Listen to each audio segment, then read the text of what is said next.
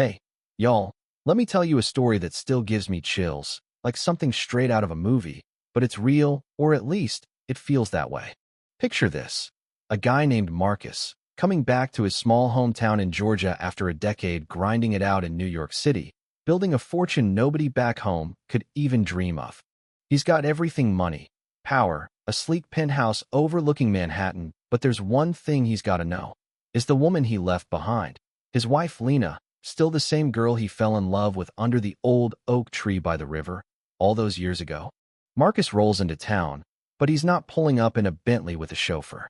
Nah, he's got to plan a wild one.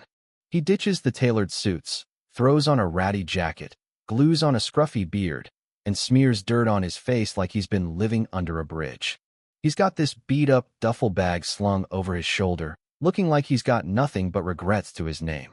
He walks up to their old house, heart pounding, and knocks. Lena opens the door, mid-shore, hands dripping with dishwater, and freezes.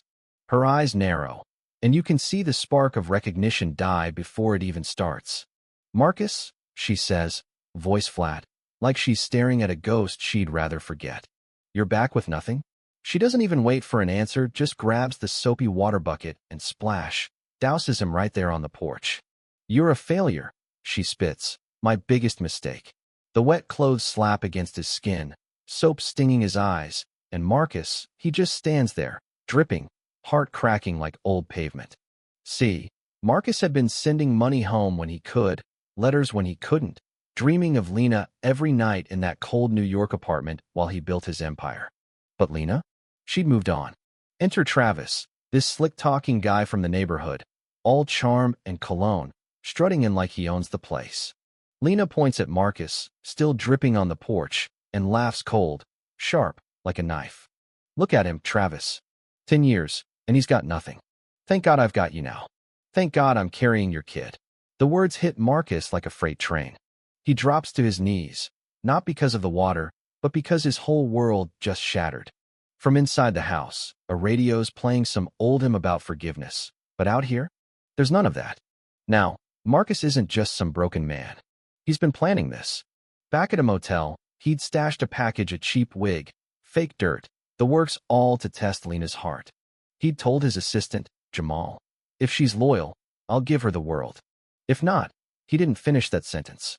So, as Lena and Travis laugh, Marcus slips a hand into his soaked jacket, pulls out a hidden phone, and dials. "Jamal," he whispers, "bring it in." And just like that, the air changes. 3 black SUVs roll up, tires crunching the gravel, doors swinging open. Men in sharp suits step out, earpieces glinting, and they bow to Marcus, this drenched, dirty guy on the porch. Lena's jaw drops, her dish rag hits the ground. Travis freezes, his smug grin gone. Marcus stands, peels off the wig, the fake beard, and steps into one of the SUVs. 10 seconds later, he steps out, transformed, crisp suit, polished shoes, a watch that costs more than the house. He looks at Lena, eyes like steel, and says, "I built a life for us, Lena. I came to test what money can't buy. This is what I found." Lena collapses, sobbing. "Marcus, I didn't know." Travis tries to bolt, but 2 guards grab him, pinning him down next to her. The neighbors, who've been peeking through curtains, start whispering. Kids on bikes stop to stare. Marcus doesn't flinch. He points at the house, their house, the one they laughed in, dreamed in. "Keep it," he says to Lena, voice calm but cutting. "Consider it my last gift." Then he climbs into the SUV, and the convoy rolls out, leaving Lena in the dust, crying, and Travis sweating like he just saw his own grave. But Lena's not done. Oh no, she's furious, humiliated, and desperate. She teams up with Travis, who's just as bitter, and they start scheming. They forge papers, spin lies, and feed them to the local press. Headlines scream, "Marcus's millions built on fraud." "Secret family in New York. Is Lena carrying his child?" The town goes wild. Marcus's investors start calling, nervous. His stock takes a hit. Lena's out there, playing the victim, tears in her eyes, telling reporters, "He left me for 10 years, and now he's trying to erase me and his own baby." The whole town's buzzing, and Marcus? He's in his new mansion, a sleek fortress he built in secret, pacing as the storm brews. At a big company gala, Marcus is mid-speech, charming the crowd, when the doors burst open. Lena storms in, dressed in rags but eyes blazing, Travis trailing with a folder of fake documents. "This man's a liar," Lena shouts, holding up the papers. "He abandoned me, built his wealth on scams."